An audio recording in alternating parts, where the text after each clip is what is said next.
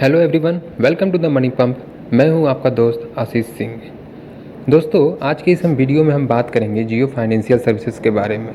इस स्टॉक की बात करें तो इसमें लगातार खरीदारी की संभावना दिख रही है। अगर हम पिछले 2 दिन की बात करें तो 2 दिन से लगातार इसमें खरीदारी आई है। इसके पीछे का एक जियो फाइनेंशियल सर्विसेज का एक फ़ैसला है। जियो फाइनेंशियल सर्विसेज ने एक फ़ैसला लिया है। जियो फाइनेंस ने आरबीआई से अप्रूवल मांगा है। वो चाहते हैं कि एनबीएफसी से कन्वर्ट करके वो सीआईसी में इंटर करना चाहते हैं, जिसके कारण आप देखो तो 2 दिन से लगातार आपको ख़रीदारी दिख रही होगी। लेकिन इसके पीछे एक और भी अच्छा एक रीज़न ये भी है कि अगर ये सीआईसी में चल जाता है जियो फाइनेंशियल, तो आप आगे अगर देखें तो बिजनेस इसका बहुत ही ज़्यादा ग्रोथ करेगा, जिसके कारण मार्केट जो जियो का है वो बहुत ही ज़्यादा ऊपर जाएगा। जिससे बिजनेस ग्रो करेगा तो जाहिर सी बात है इनका ग्रो भी ज़रूर होगा। तो इससे अगर देखेंगे तो आगे भी जाकर देखें तो इसमें बहुत ज़्यादा खरीदारी का मौका आपको दिख सकता है। इसके अलावा कुछ बड़ी अपडेट है जो वीडियो में हम आगे देखेंगे और जानेंगे कि क्यों जियो फाइनेंशियल सर्विसेज 4 डिजिट में दिख सकता है। जैसे कि आपने देखा होगा जब लिस्टिंग हुआ था तो ये जो 265 के आसपास ये लिस्टिंग हुआ था और ये गिर के 206 पे सबसे लोवेस्ट पोजीशन पे था।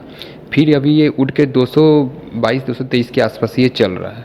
तो क्या ये आगे भी 300 का लेवल का पार करेगा? क्या ये 4 डिजिट में दिखने को मिलेगा? हम जानेंगे हम इस वीडियो में।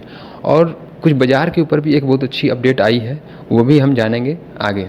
उससे पहले अगर आप चैनल पे नए हैं तो आप ज़रूर से सब्सक्राइब कर दीजिएगा और बेल आइकन ज़रूर दबा दीजिएगा, क्योंकि जब भी मैं नया वीडियो बने तो सबसे पहला नोटिफिकेशन आपको मिले। और वीडियो अच्छा लगे तो आप इसे लाइक और शेयर ज़रूर कीजिएगा। चलिए दोस्तों, वीडियो को स्टार्ट करते हैं। सबसे पहले अगर हम बात करें बाज़ार की तो देखा जाए तो ये ओपन जो हुआ था फ्राइडे के दिन वो ग्रीन में हुआ था थोड़ा सा, फिर लेकिन खुलते ही थोड़ा देर के बाद वो डाउन चला गया। और अगर हम देखें तो इसने सबसे लो जो लगाया है 19,768 का। फिर उसके बाद अगर हम देखें तो जो क्लोजिंग दिया है इसने वो है 19,800 से नीचे का इसने क्लोजिंग दिया है। मतलब टोटल अगर आप जाने तो 0.037% का लॉस दिखाया है फ्राइडे के दिन में। लेकिन बीएसई फाइनेंशियल सर्विसेज की जो क्लोजिंग थी वो पॉजिटिव थी। 9,603 के लेवल पे 0.25% की तेज़ी देखने को मिली है क्लोजिंग के समय।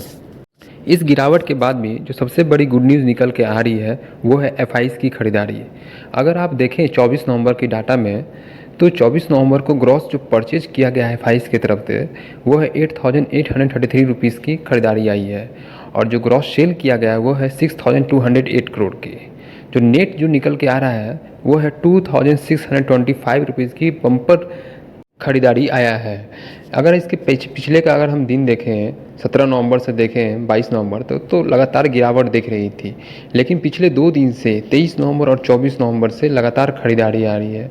तो जिस तरह से एफआईज़ की खरीदारी आ रही है ये अपने आप में एक बहुत बड़ी गुड न्यूज़ है, जिसके कारण जियो फाइनेंशियल में भी बड़ी अच्छी उछाल देखने को मिल रही है।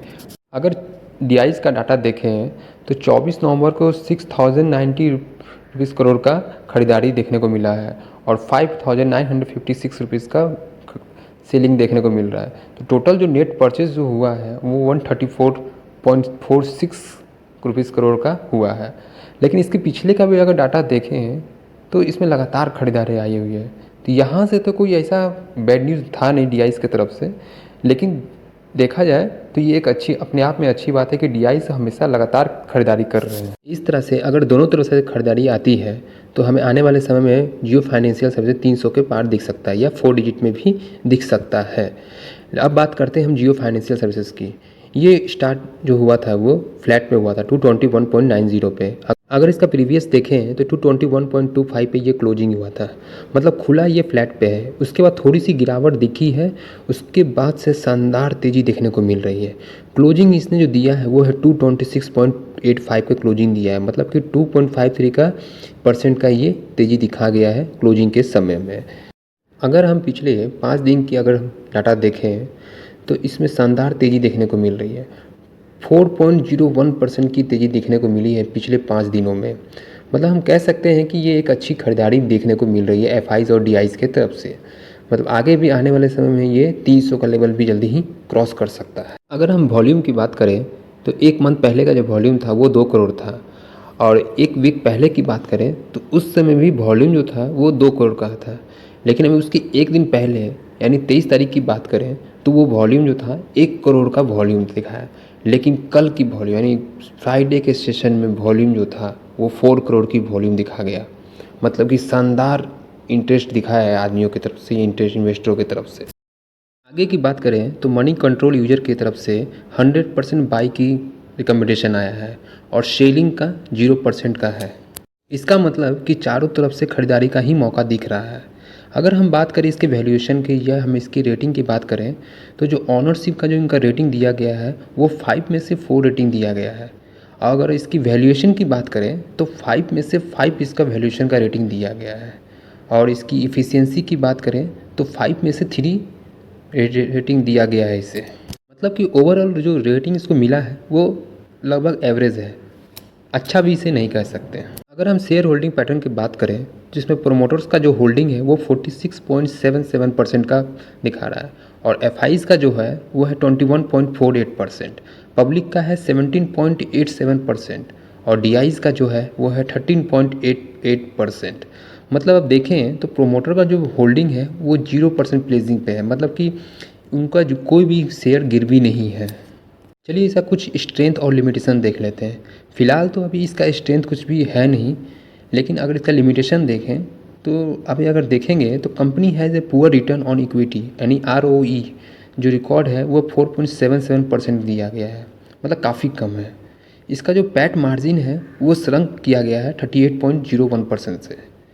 और जो कंपनी का जो डिलीवर किया गया है ग्रोथ, प्रॉफिट जो ग्रोथ है वो बहुत ही पुअर है, -15.79% का दिखा रहा है पिछले 3 साल का, मतलब कि काफ़ी ज़्यादा ख़राब दिखा रहा है। और जो कंपनी का the company has deliver poor operating, मतलब ओवरऑल देखें तो इस कंपनी का स्ट्रेंथ तो नहीं है लेकिन लिमिटेशन जो है वो काफ़ी ज़्यादा है। लेकिन इसका मतलब ये नहीं है कि ये ख़राब हो गया, क्योंकि ये फ़िलहाल अभी शेयर अभी तुरंत ही ये डिमर्ज हुआ है तो इसका ये कुछ लिमिटेशन है। लेकिन जैसे जैसे इसका क्वार्टरली रिजल्ट आएगा, जैसे जैसे इनका बिजनेस स्टार्ट होगा, ये अच्छी तरह से बढ़ेगा और ये 4 डिजिट में हमें देखने को मिल सकता है। तो दोस्तों आज के लिए वीडियो में इतना ही रखते हैं। अगर आपको वीडियो अच्छा लगा हो तो इसे लाइक शेयर जरूर कीजिए, और इस चैनल पर अगर आप नए हो तो इसे सब्सक्राइब जरूर कर दिए। ये मैंने जो भी बताया है ये सिर्फ मैंने एजुकेशन पर्पज़ के लिए बताया है। अगर आपको इसमें इन्वेस्ट करना है तो अपने फाइनेंशियल एडवाइज़र की सलाह ज़रूर लें। थैंक यू दोस्तों।